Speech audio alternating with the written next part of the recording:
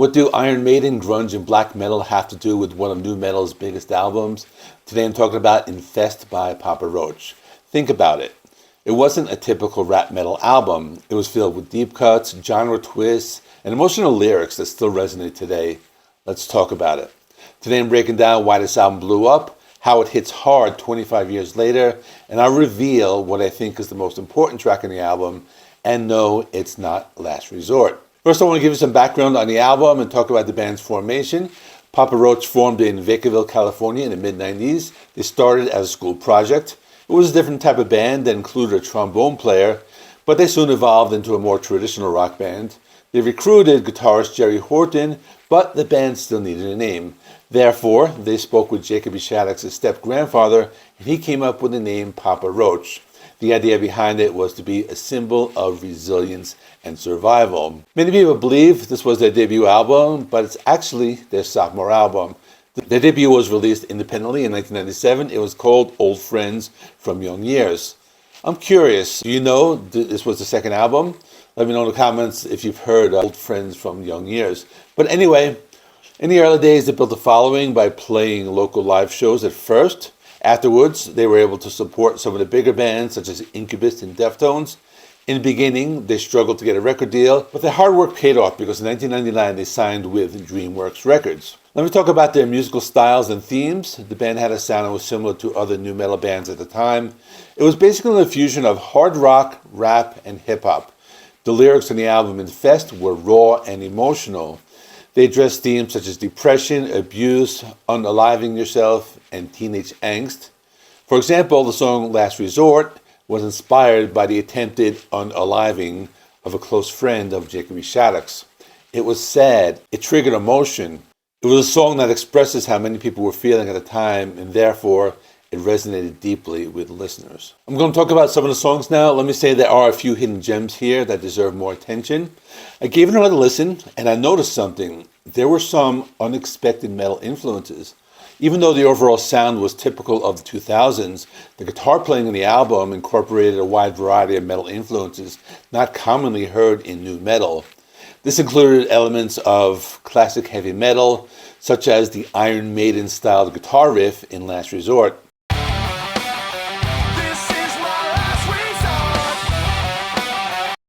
I also heard a little bit of black metal in the songs Infest and Snakes.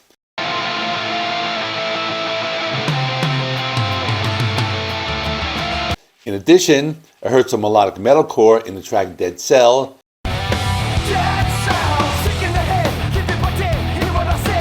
But that was not everything I heard.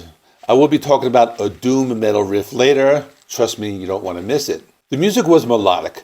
Most nu metal bands were playing heavy, down-tuned guitars, but Papa Roach stood out by incorporating guitar riffs that were more melodic and reminiscent of traditional heavy metal bands. But as I hinted at before, I said there was one song I feel was the most important song on the album. It's not Last Resort. That song is Broken Home.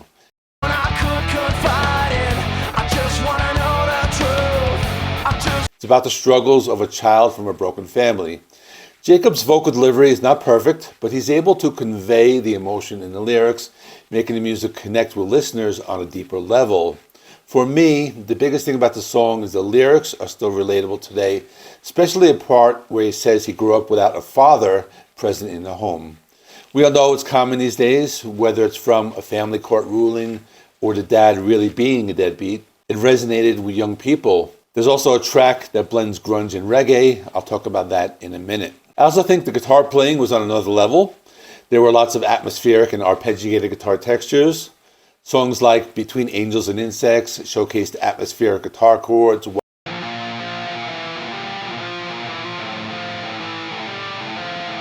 while Blood Brothers featured cool arpeggiated patterns.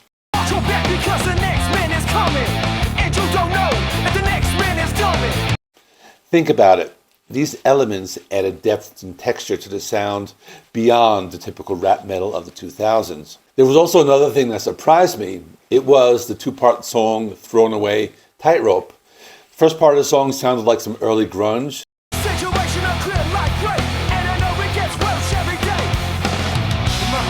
The second part was reggae.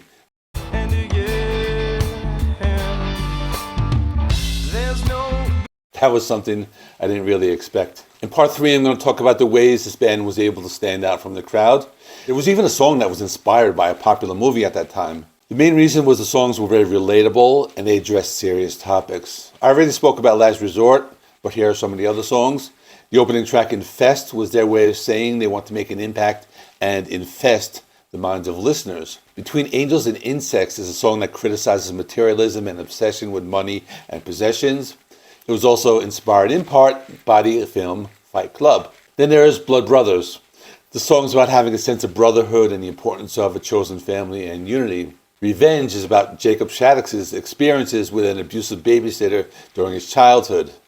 Binge is about alcoholism and the destructive cycles of binge drinking. It was also a reflection of Jacoby's own struggles with alcohol from a young age. Then there was Thrown Away. This discusses mental health challenges, including the difficulties living with ADHD and a sense of being overwhelmed and discarded. Another reason they were so successful is they were willing to go out and tour and stay on the road. As a matter of fact, they've recently played with some contemporary bands, which I'll get to in a minute. After they released Infest, they went on the road. They began playing major festivals like the Warped Tour and Ozfest. But from there, they started to co-headline tours. Even after this album, they would continue to tour with bands like Shinedown, where they were co-headliners, and they also supported major acts. They continued to tour, and some of the most recent ones were bands like Hollywood Undead, Spirit Box, and Falling in Reverse. They also toured overseas, including Hellfest in France. They also played many songs from Infest on the tours, including Last Resort. Another reason is the fact that nu metal was becoming very popular, bands like Limp Bizkit and Korn being the most popular at the time. Papa Roach's Infest arrived just in time to ride the wave. They also had a strong lead single, which was Last Resort. That song received heavy radio airplay and MTV rotation. This exposure helped the album debut on the Billboard 200, and it quickly rose to number 5. Finally, the biggest reasons why this album stood out was due to the fact it was a good album. It wasn't one of those albums where you just buy it because you heard Last Resort and that was the only good song. I think this album has a lot of good deep cuts that were not released as singles. One example is Blood Brothers. The song featured cool arpeggiated guitar chords. The song called Revenge had a guitar riff. It sounds like modern doom metal. This riff reminded me of Paradise Lost.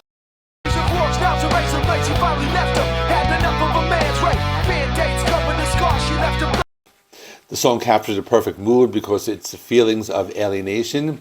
It resonated with young men, especially when it sometimes felt like no one cares about them. Jacob even used some different styles on the song Never Enough. There was even a grungier, straight-up hard rock sound on the album, and a good example of that was the song Binge, which was another cool deep cut.